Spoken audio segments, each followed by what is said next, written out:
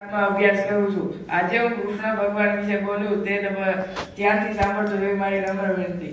કૃષ્ણ ભગવાન શ્રી વિષ્ણુનો 8મો અવતાર છે.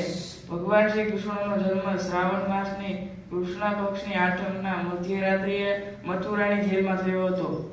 તેમનો જન્મદિવસ આપણે જન્માષ્ટમી તરીકે ઉજવીએ છીએ.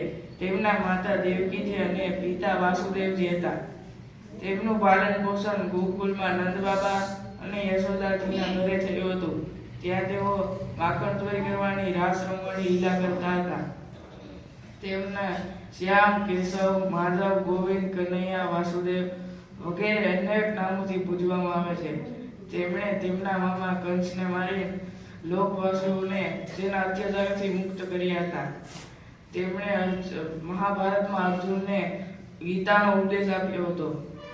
આજના યુગમાં પણ ભગવદ્ ગીતા લોકોનું માર્ગદર્શન કરે છે.